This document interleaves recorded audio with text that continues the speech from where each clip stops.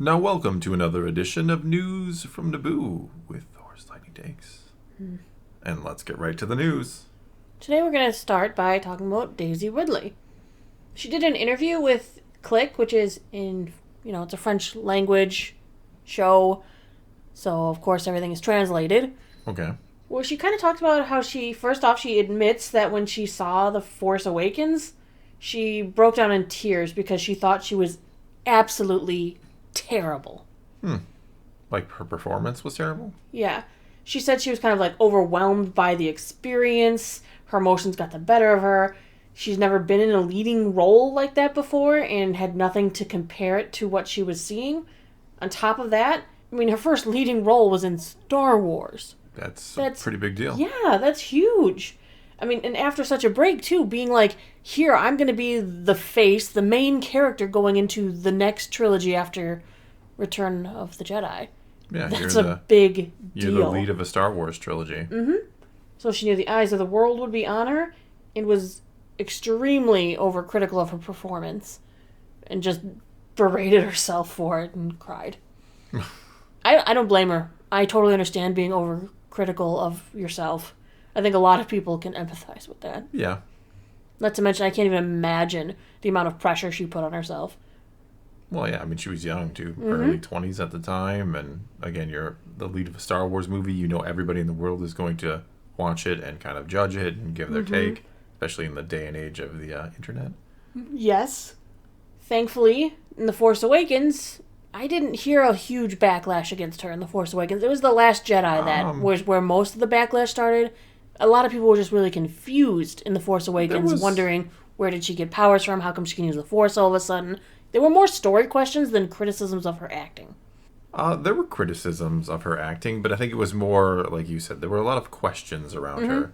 Certainly, at that point, the Mary Sue tag had already been kind of tossed out there. Is she going to be a Mary Sue? Yeah, it was is she going to be? Yeah. Ryan Johnson said, hold my beer. Confirmed, yeah. I'll confirm that for you. I will make it so. Yeah, I know people have issues with her performance in The Force Awakens. That's your subjective take. I don't think she does bad in it. I don't think she does, I don't think she knocked it out of the park or anything. But she does fine. Yeah, I agree. The position her character is in, I can understand why she might be a little more socially awkward at times. I get it. I make a lot of allowances. I would have been cool if they leaned more into the awkwardness and the more reserved than she was. Like I've said before, I think it would have made more sense if here's Finn. He's a stormtrooper. He has no sense of humor, the opposite of kind of what they did with him.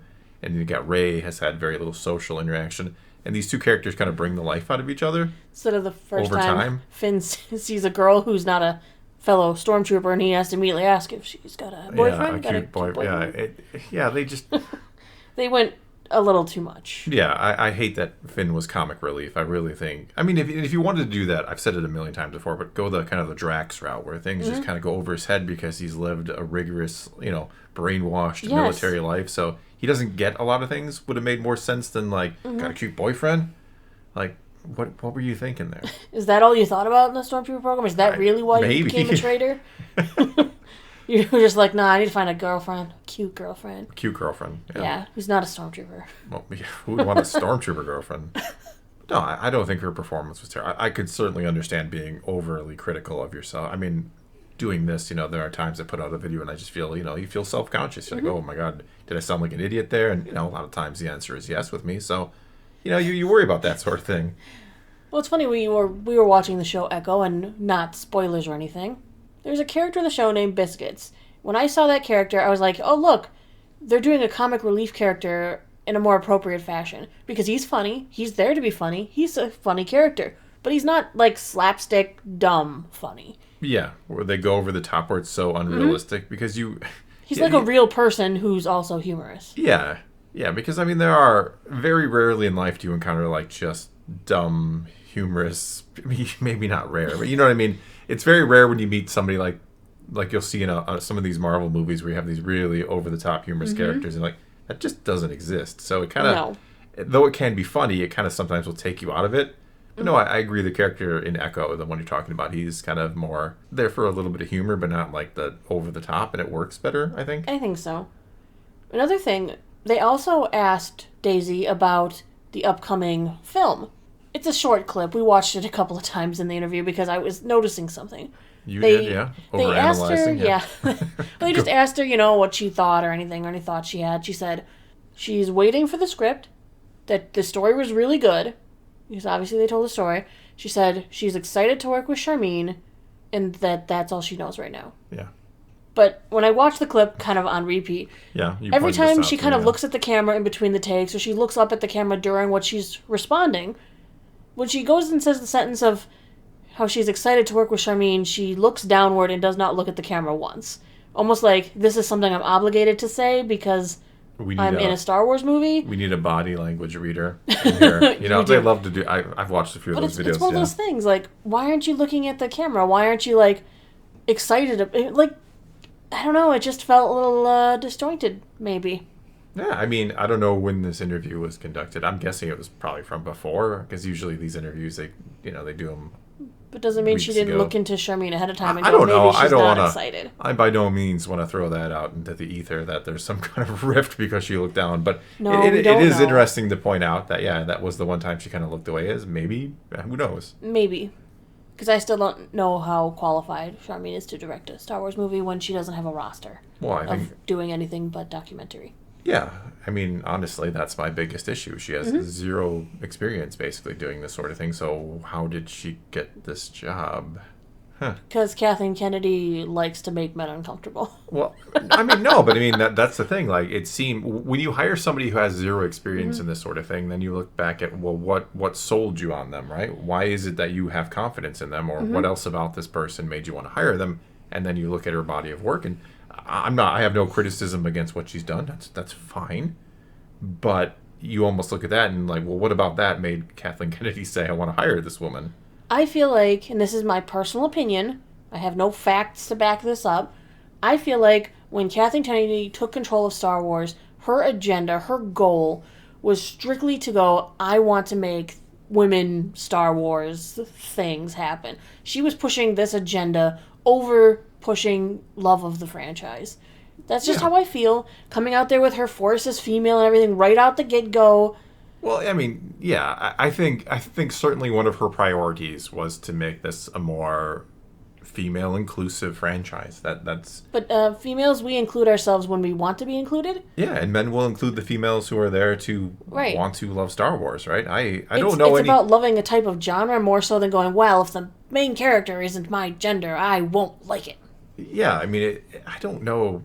Certainly there are exceptions to every rule, but most men that I know don't. Male Star Wars fans I know plenty of female ones too. Besides you, my sister loves it, and my mother loved it. So I don't know too many men who are like, no, you're not allowed to like this. And it's like, what? Why wouldn't you want women to like this? Because you love it so much. Wouldn't you want to? Then you'd have someone to talk to. Yeah, it's awesome. Firsthand experience. I can tell you how awesome it is. Yeah. Mm-hmm. So I don't know. It's a weird thing for me. Personal opinion, I think she was more about pushing an agenda than she was about actually making a franchise succeed. She just thought her agenda would make it succeed because, look, we'll make money because we're going to bring the females in. And we'll keep the male fans happy because they're just going to like anything Star Wars. Because she didn't understand. That. Yeah, she didn't understand what made Star Wars special to anybody. So she figured, well, of course men are just going to keep liking it because they're dumb and like Star Wars, this thing I don't understand. So if we can bring in more female fans, not only will I do well for Lucasfilm and Disney, but I will be the woman who expanded Star Wars into frontiers for the female audience. I really do think that was, her mindset to at least some degree, maybe entirely her mindset. That's, again, just my speculation. All right, there's a couple other things I wanted to cover today. First off, Star Wars Visions got nominated for 4 different Annie Awards. Annie are animation awards. Oh, they're not Anakin's awards? They're not Anakin's awards. The Sith got a nomination, Screecher's Reach, I Am Your Mother, and Ow's Song. And they're all in different categories. Very cool. Well, they all are kind of in different categories. I think Screecher's Reach was for Best Director, Direction. I know Ow's Song was for Best Music. Okay. Yeah. So like I said, they're all different categories. Didn't Ahsoka also get nominated? Yes, she did. She got nominated for Best Character from Animation brought to live action, I believe, or something like that. Or best, I don't know where. Or best I heard that, VFX animation added on there and stuff, something like that. Yeah.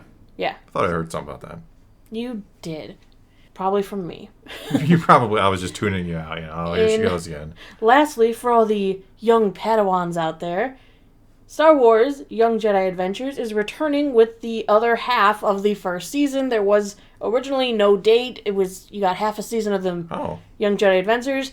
The rest of it is going to be dropping 6 new episodes for the preschool age on February 14th on Disney Plus and Disney Junior. Valentine's Day. Yeah. I mean, season 1, the first half of it, I guess, it was like an Emmy-winning season. Really? I still haven't watched any of it. I know people keep asking if I'm going to, and I will. I'm trying to. You'll get low sometime. I always forget to watch it, I'll be honest. You said to go, I need some Star Wars. Something I haven't seen. And that's it. I don't know. I don't know if that'll ever happen, but I probably will watch it at some point. Probably. All right, well, I guess that's going to be all we got for you this time. Now it is your turn to take to the comments below and tell us what you think of any and all of today's news. And let's talk some Star Wars. And until next time, thanks for watching.